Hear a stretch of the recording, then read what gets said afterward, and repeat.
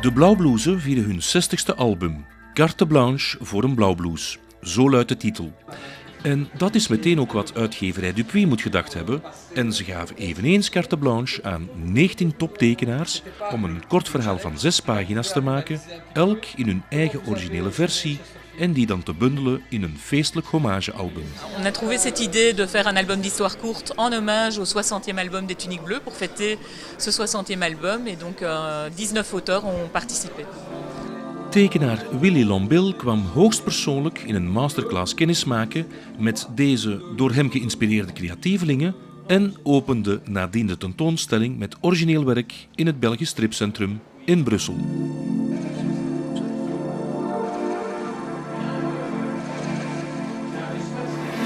Moi, je fais juste le trait, le noir et blanc, puis un coloriste, et évidemment Cauvin est le scénariste de la série.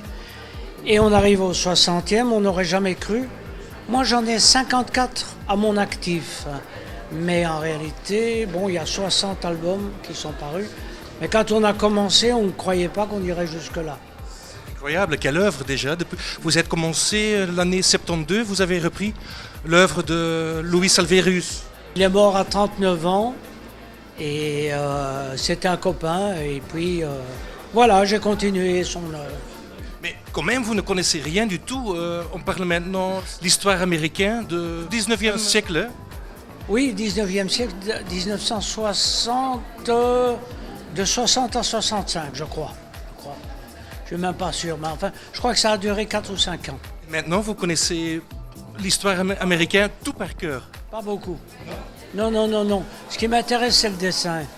Le dessin, donc, c'est la guerre civile, Civil War, c'est un décor pour moi. C'est pas, ça aurait pu se passer ailleurs. Ce qui m'amuse, c'est de confronter les deux personnages, celui qui aime la guerre et celui qui ne l'aime pas. En gros. Et c'est une collaboration avec Monsieur Cauvin. C'est lui qui fait le scénario, mais moi je pense aussi le dessinateur même ajoute encore des traits spécifiquement. Hein. Oui, mais c'est ça mon métier, c'est d'habiller, si je puis dire. Je ne sais pas comment, si on dit ça en néerlandais, mais enfin, aankleden, le scénario. Donc pour lui, moi quand je reçois son scénario, ce sont des tout petits dessins avec les textes. Les textes sont déjà faits.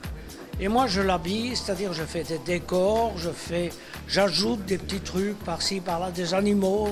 Enfin, j'ajoute un peu tout. Je pense c'est devenu un classique, elle est un peu intemporelle déjà parce qu'elle n'est pas dans l'actualité, elle est dans le passé. Et en plus, il y a une magie qui se passe entre les deux personnages qui sont antagonistes mais qui en fait se complètent.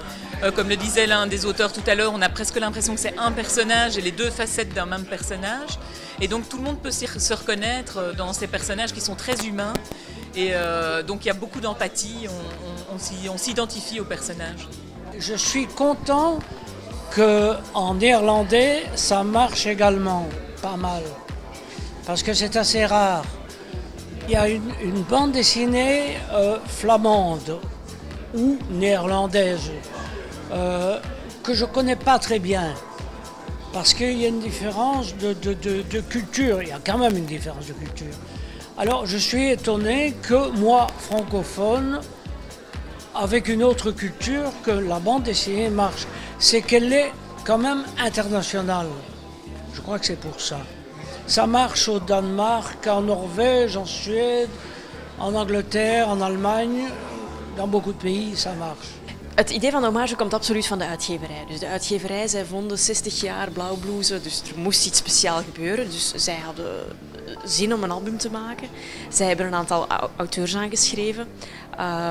Om dus te vragen naar voorstellen voor dit hommagealbums. En dan achteraf, zij weten dat deze ruimte bij ons bestaat, hebben zij ons het voorstel gedaan om hier de tentoonstelling te organiseren. Een van de 19 deelnemende auteurs is Aimee de Jong. Een beetje de vreemde eend in de bijt als enige Nederlandstalige. Aimee is een veelbelovend talent en ze heeft al enkele prachtige werken op haar palmarès staan, maar nu waagt ze toch de oversteek naar de Franstalige stripmarkt. Alsjeblieft. Ja, ik heb voor dit album van de Tunique Bleue, als ik het goed zeg, hè. Een 6-pagina verhaal gemaakt. Hoe is men eigenlijk tot bij jou gekomen? Het is eigenlijk via gegaan. Ik weet niet precies hoe het is gegaan, maar ik weet wel dat Dupuis op zoek was naar een Nederlandse tekenaar, omdat de Blauwblouse heel populair is in Nederland. Nog steeds een van de best verkopende stripreeksen. Dus die markt wilden ze ook een beetje coveren en toen hebben ze mij gecontacteerd. En ik heb eigenlijk meteen een schets gemaakt van de Blauwblouse. Want ik weet dat als je visueel zeg maar iets aangeeft, dat ze het al heel snel oppikken. Dus ik heb een schets gemaakt en dat vonden ze al helemaal tof. En toen kreeg ik al heel snel te horen dat ik het mocht gaan doen. Er is onlangs ook nog een vertaling gebeurd van een van jouw albums. Ja, van de Terugkeer van de Wespendief bedoel je. Ja, dat is inderdaad ook in het Frans verschenen, maar bij Dargaud. Dus dat is, het soort kleine broertje van Dupuis, ietsje kleiner. Maar het is inderdaad wel wat je zegt, een hele kleine wereld. Dus iedereen kent elkaar wel. En ik weet zeker dat bijvoorbeeld Cidrou, met wie ik nu voor Dargaud werk, dat hij ook wel weer bij Dupuis mijn naam heeft genoemd. Oui, donc Aimée est une jeune fille très douée dont j'avais découvert le roman graphique qu'elle a fait chez Dargaud. Et donc voilà, c'était intéressant de lui donner aussi cette chance de changer de registre, puisqu'elle fait de la jeunesse et elle a fait un roman graphique. Là, on était un peu entre les deux, et donc c'était intéressant de voir ce qu'elle pouvait donner. Et franchement, elle est épatante.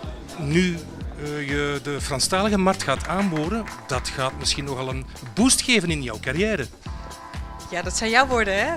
Nou moet ik het ook nog gaan waarmaken. Maar ik hoop natuurlijk dat zometeen als het boek met Cidrou uitkomt, dat er een soort nieuwe aandacht komt voor mijn werk. In Frankrijk en België en alle Franstalige landen. Maar je hebt wel gelijk, Nederland is gewoon heel beperkt en heel klein. En ik ben eigenlijk blij dat ik nu een beetje ook de grenzen kan opzoeken en kan kijken wat voor markt en wat voor kansen er hier liggen. Oui, donc Aimée a fait une histoire courte de 6 pages dans cet hommage, mais elle a également fait la couverture de l'édition néerlandophone de l'album, une magnifique couverture. Dit museum is een pareltje voor het publiek, altijd een bezoekje waard. Nu deze tentoonstelling is te bezoeken tot welke datum? Tot 8 januari nog bij ons in het museum.